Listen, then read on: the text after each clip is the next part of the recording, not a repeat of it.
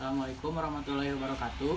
Saya Raden Muhammad Surya Fatin dari kelas C akan menjelaskan tentang sistem komunikasi data. Langsung saja pada blok diagramnya ini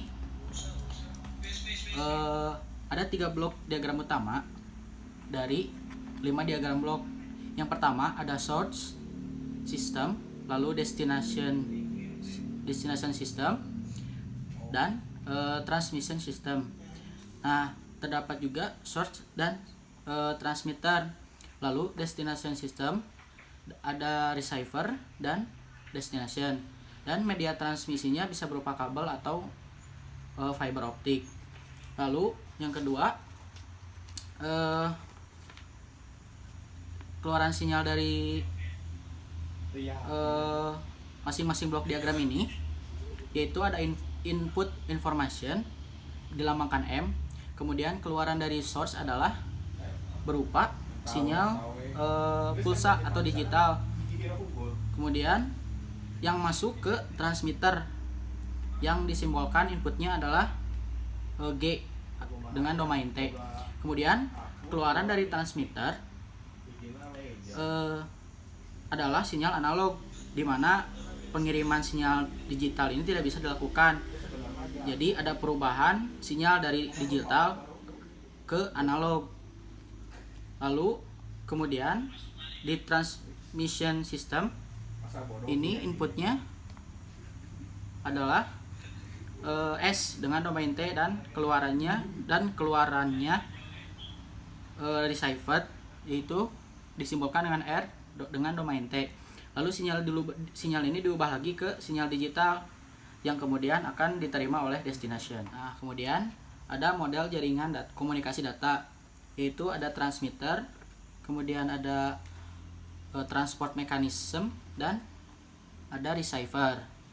Nah, selanjutnya itu ada arsitektur dari komunikasi data itu tersendiri, di mana jadi dari host menuju host lain itu harus melewati suatu node.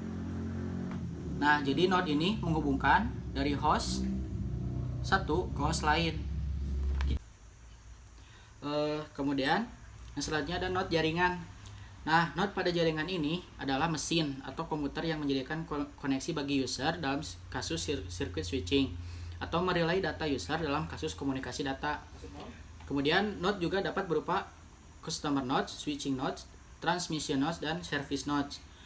Node juga dapat diklasifikasikan sebagai terminal, host, multiplexer, switch lokal, switch tandem, dan gateway. Kemudian selanjutnya itu ada fungsi-fungsi dasar yang harus dilaksanakan dalam jaringan telekomunikasi. Itu ada switching, ada routing, flow control, keamanan, lalu backup, monitoring, internetworking, dan manajemen jaringan. Selanjutnya itu ada topologi dari jaringan. Yang pertama ada topologi jaringan ring. Topologi jaringan ring ini hampir sama dengan topologi bus, tapi kedua terminal yang berada di ujung saling dihubungkan, sehingga hubungan antar terminal berlangsung dengan suatu lingkup lingkaran. Nah, pada contoh gambar di sini, yang warna kuning ini adalah user. Jadi user ini terhubung dengan cara jalur yang berupa lingkaran. Nah, ring ini juga hanya untuk satu user ke user lain, tidak bisa untuk seluruh user saling bersamaan. Lalu yang selanjutnya ada topologi bus. Nah, topologi bus ini hampir sama dengan topologi ring, namun yang membedakan itu hanya jalurnya saja. Dia lurus, tapi ada di ujungnya itu terdapat termination.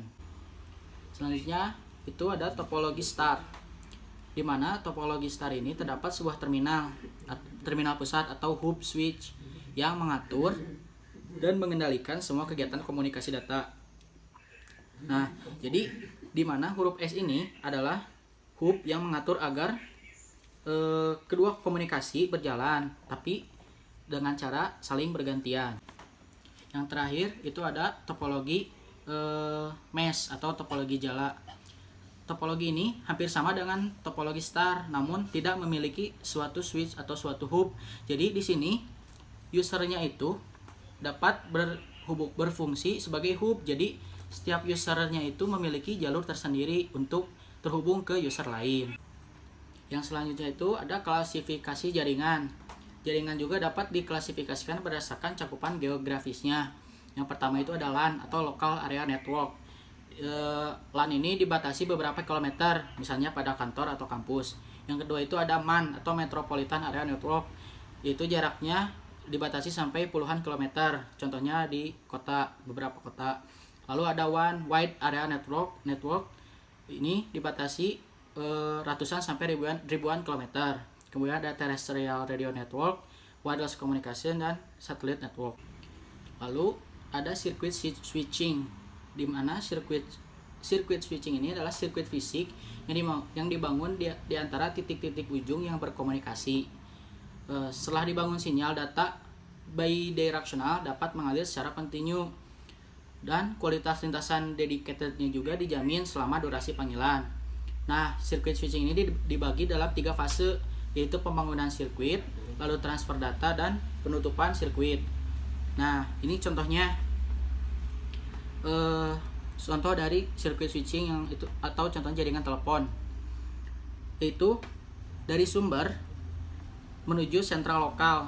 Nah, sentral lokal ini berfungsi sebagai hub, lalu disalurkan lagi ke sentral trunk, kemudian disalurkan lagi ke sentral trunk di posisi tujuan, dan dilanjutkan untuk mengirim informasi ke user. Kemudian untuk circuit switching, untuk timing yang pertama, dalam gambar terdapat circuit establishment, yaitu dari host 1 sampai node 1. Nah, circuit establishment ini sebagai pembangunan saluran yang tadi 3 fase itu. Nah, dalam circuit establishment ini dapat terjadi delay antara host 1 dengan node 1. Kemudian data transmisi di sini dapat memakan waktu yang sangat lama. Lalu circuit termination, di mana di sini terjadi pemutusan saluran. Kemudian yang selanjutnya adalah node circuit switching. Dapat dilihat dari gambar, jalur pertama ini ditentukan oleh node. Nah, node ini akan menentukan kemana jalur yang akan diteruskan. Nah, ternyata dalam gambar ini diteruskan ke jalur kedua. Nah, dan dalam satu saluran ini dapat digunakan beberapa user. Contohnya itu pada line yang ketiga, yaitu berwarna merah dan hitam. Kemudian selanjutnya itu ada circuit switching untuk multiplexing atau multiplexing, di mana artinya itu yaitu pengiriman informasi dari beberapa user dalam satu kali pengiriman. Nah, biasanya menggunakan multiplexing TDM. Jadi intinya cara kerjanya itu sama seperti TDM. Nah, jadi setiap info ini, contohnya pada gambar, setiap informasi dikirimkan dalam sebuah time slot. Nah, jadi 3 informasi yang berada pada 3 buah time slot ini akan berada dalam satu frame. Nah, kemudian bagaimana untuk komunikasi data? Komunikasi data ini terdapat karakteristik penting, yaitu pengirimannya dalam jumlah yang banyak, kemudian durasinya juga harus singkat, lalu harus bebas error pada saat komunikasi atau pada saat transmisi. Nah, komunikasi data juga tidak dapat menggunakan circuit switching. Mengapa?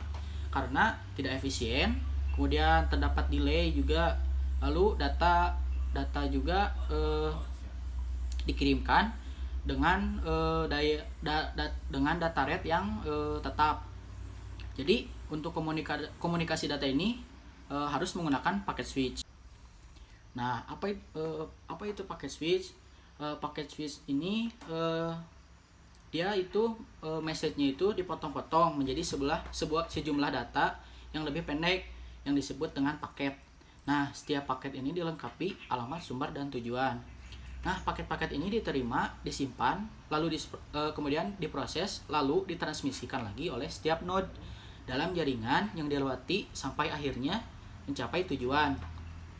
Nah, pada teknik ini tidak ada resource jaringan yang didedikasikan. Kemudian penggunaan resource juga jaringannya lebih efisien dan tidak ada potensi kongesti. Nah, kemudian yang selanjutnya itu adalah paket switching untuk multiplexing. Nah, cara kerjanya itu data dari sembarang percakapan dapat ditransmisikan kapan saja. Nah, satu percakapan ini dapat menggunakan seluruh kapasitas link.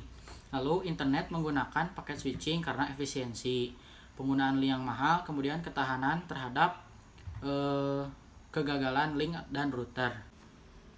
Nah, dapat dilihat pada gambar untuk yang sebelah kiri ada input A dan B dan outputnya ini adalah C.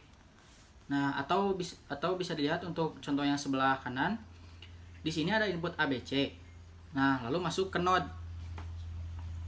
Nah, terlihat juga deret bitnya yang berwarna hijau ini. Nah, nanti disesuaikan informasi A ini berdasarkan inputan ABC-nya. Kemudian untuk paket switching yang node switching ini, nah dia terdapat memori. Mengapa terdapat memori? Karena untuk menyimpan informasi, karena informasi pada pada paket switching ini banyak. Jadi node ini fungsinya adalah untuk switching dan juga bisa sebagai memori. Kemudian selanjutnya itu untuk paket switching timing 1 dapat dilihat dari gambar ini.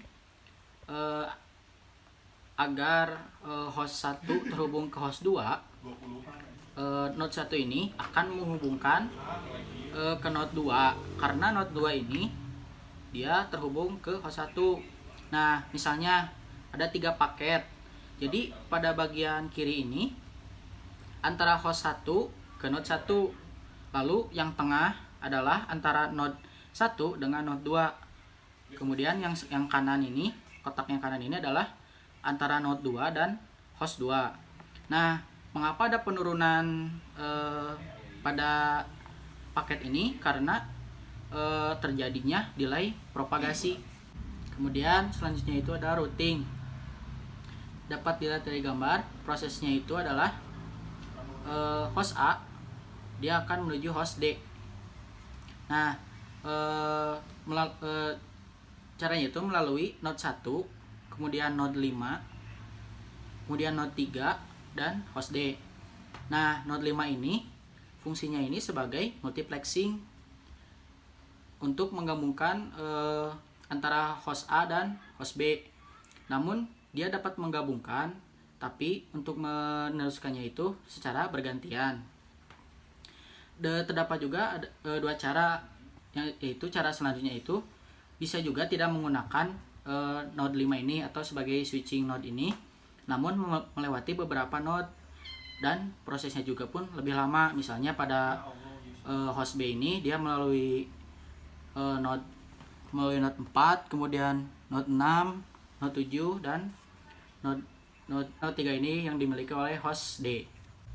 Kemudian selanjutnya ada virtual circuit packet switching, di mana virtual circuit ini adalah hybrid yang terbentuk dari circuit switching dan packet switching. Kemudian data message-nya ditransmisikan dalam bentuk paket-paket dengan ukuran maksimum tertentu.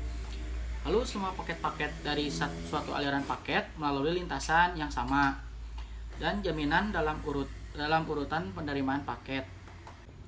Kemudian paket-paket dari virtual circuit yang berbeda juga dapat saling disisipkan.